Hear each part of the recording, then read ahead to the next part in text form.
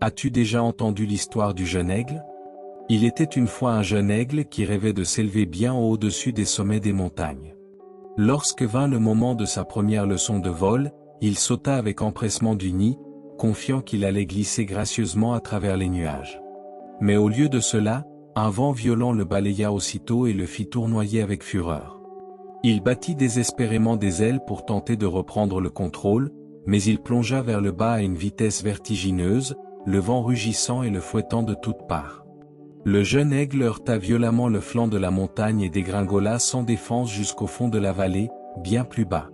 Meurtri et étourdi, il resta là, en pensant « Je ne volerai jamais, c'est la fin ». C'est alors que sa mère, l'aigle plus âgé, se posa à ses côtés. Avec une profonde empathie, elle consola tendrement son fils. Quand le jeune aigle eut retrouvé un peu de force, sa mère lui dit doucement « Mon fils, ce vent traître n'est pas la fin pour toi.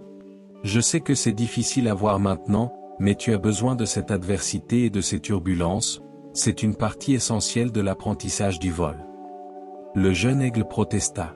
« Mais ce vent a failli me tuer. » Et la mère aigle répondit. « Oui, mais ce même vent va t'apprendre à dominer les cieux. Avec mon aide, tu développeras la force et l'habileté pour chevaucher les rafales et les courants les plus violents. Tu apprendras à les utiliser, et non à être emporté par eux. Cette tempête n'est pas la fin, mon fils. Ce n'est que le commencement pour expérimenter les hauteurs saisissantes et la liberté du vol que j'ai préparé pour toi. » Cette histoire nous rappelle Ésaïe 40 verset 31. Mais ceux qui se confient en l'Éternel renouvellent leur force. Ils s'élèveront avec des ailes comme des aigles. Ils courront et ne se lasseront point. Ils marcheront et ne se fatigueront point. Mes amis, nous faisons tous face à des tempêtes qui nous renversent. La mort d'un être cher, un diagnostic de cancer, une relation brisée, une crise financière. Dans ces moments-là, nous nous sentons impuissants. Comme le jeune aigle, nous voulons seulement que le vent cesse. Mais si ces tempêtes avaient un but? Et si elles n'étaient pas la fin, mais le commencement? Avec l'aide de Dieu, nos tempêtes peuvent développer notre foi, bâtir notre caractère, élargir notre ministère et nous préparer à de nouveaux sommets. Le vent violent n'est pas destiné à te détruire, mais à t'élever au-dessus de l'adversité, dans la vie que Dieu a préparée pour toi. Explorons cela ensemble. Les défis et les épreuves sont des parties inévitables de la vie dans ce monde déchu. Il existe certes des saisons de calme et de stabilité, mais les tempêtes reviennent toujours. Maladie, relations brisées, bouleversement de carrière, crise familiale. Lorsque les vents violents commencent à hurler et que les nuages menaçants assombrissent le ciel de ta vie, ton instinct naturel est de fuir et d'échapper à tout cela. Tu pries désespérément pour que la tempête passe et que Dieu apaise les vagues en furie. Mais si cette tempête avait un but divin? Et si tu étais en train de fuir ta propre destinée? Aussi difficile que cela puisse paraître, parfois tu as besoin de la tempête. Ces rafales chaotiques deviennent des maîtres qui fortifient ta foi et ton caractère. Le tonnerre grondant devient un appel à réconforter ceux qui traversent des tempêtes similaires. Tu as besoin de la tempête parce qu'elle développe ta confiance et ta dépendance envers Dieu. Quand la vie est douce et calme, nous avons tendance à nous appuyer sur nos propres capacités et ressources. Nous devenons autosuffisants, oubliant notre besoin de Dieu. Mais les tempêtes violentes révèlent à quel point nous sommes impuissants face à des forces aussi écrasantes. Quand tout échappe à notre contrôle, nous finissons par toucher le fond, arrivant à ce lieu magnifique de dépendance totale envers Dieu. C'est douloureux, mais nécessaire. Les tempêtes balaient notre fausse confiance en nous-mêmes. Elles recentrent notre regard entièrement sur notre refuge, le Dieu Tout-Puissant. Dans le psaume 18, le roi David décrit une saison de violentes tempêtes. Il parle de vagues successives de désastres, d'ennemis qui l'encerclaient et l'attaquaient. La mort semblait imminente. Mais, dans son désespoir, il cria à Dieu pour être délivré. David déclare au verset 16. « Il étendit sa main d'en haut, il me saisit, il me retira des grandes eaux. » Dieu délivra David de la tempête déchaînée et posa ses pieds sur le roc. Ce qui paraissait être une ruine certaine devint le catalyseur d'une confiance plus profonde en Dieu.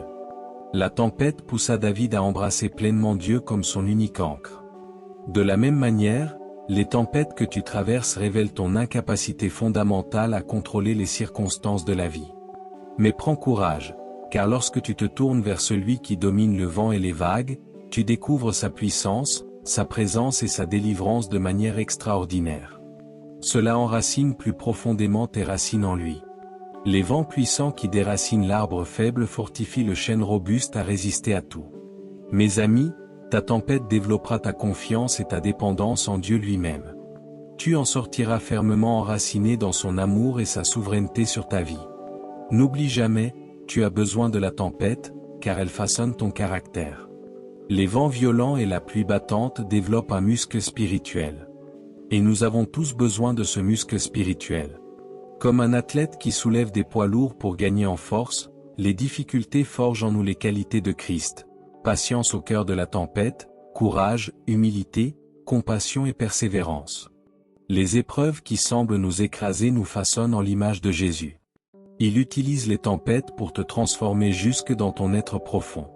Dans Jacques 1 versets 2 à 4, la Bible dit « Regardez comme un sujet de joie complète les diverses épreuves auxquelles vous pouvez être exposés, sachant que l'épreuve de votre foi produit la patience.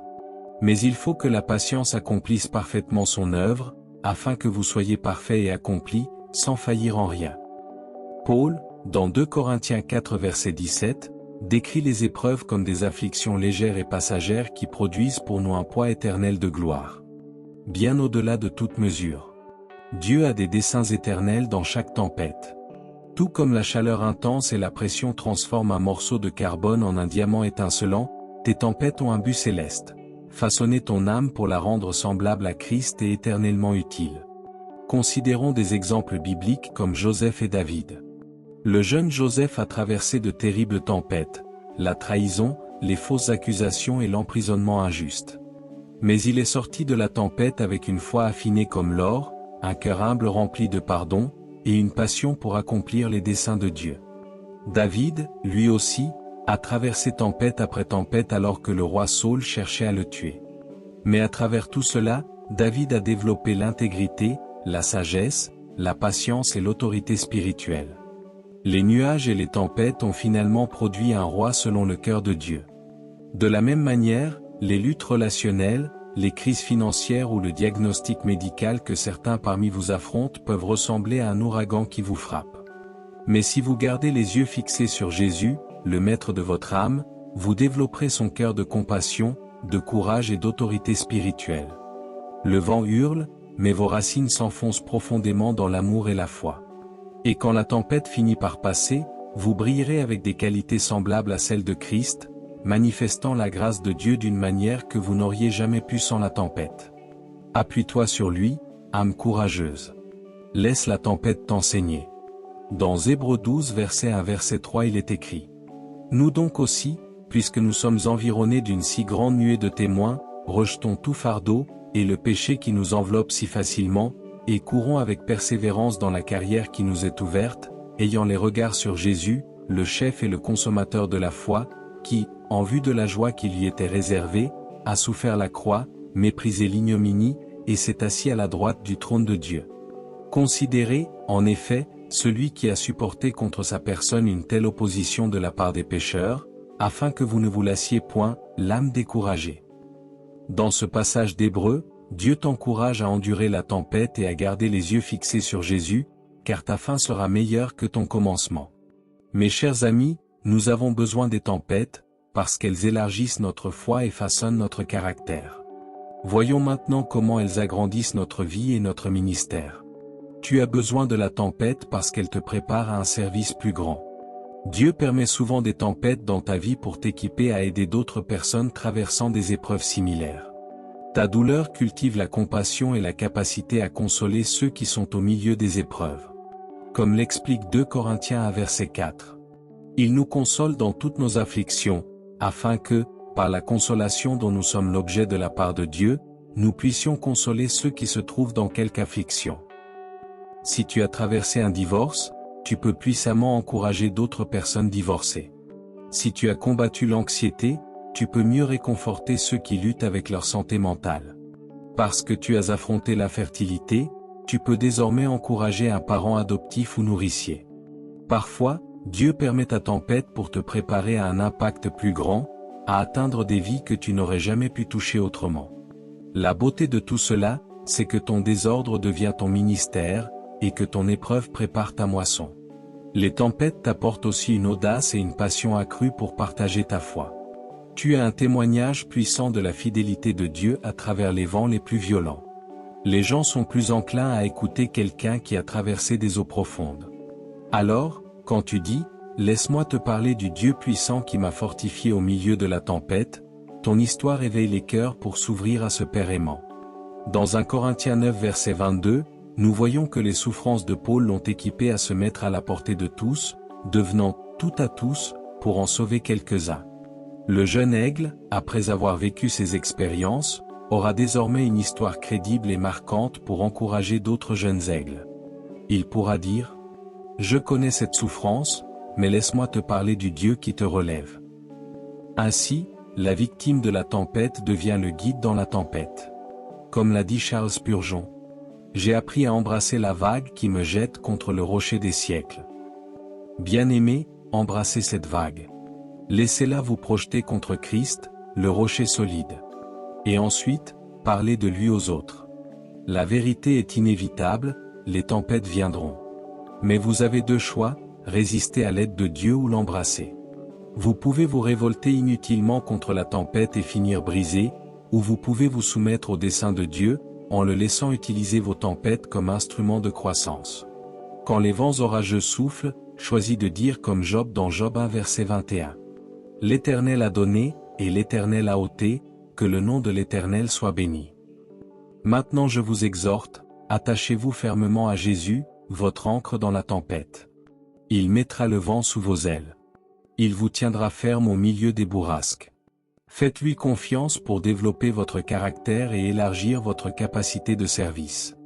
Un jour, vous vous tiendrez au sommet de la montagne, regarderez en arrière vers les vallées que vous avez traversées, et vous comprendrez les desseins d'amour de Dieu à travers tout cela. Votre tempête vous élèvera vers de nouveaux horizons que vous n'aviez fait que rêver. Dieu vous emmènera plus profondément et vous élèvera plus haut que jamais auparavant. Abandonnez-vous à lui. Embrassez la tempête aujourd'hui, et découvrez la nouvelle vie qu'elle apportera demain. À tous ceux qui entendent ma voix, allons maintenant vers le Seigneur dans la prière. Je veux que vous priez cette prière avec moi, afin que vous puissiez recevoir toutes les bénédictions de cette prière. Prions. Notre Dieu plein de grâce et d'amour, Père céleste. Tu es le Dieu puissant et éternel. Nous te louons pour ta bonté, tes miséricordes et ton autorité souveraine sur toutes choses. Seigneur, quand les tempêtes de l'adversité surviennent,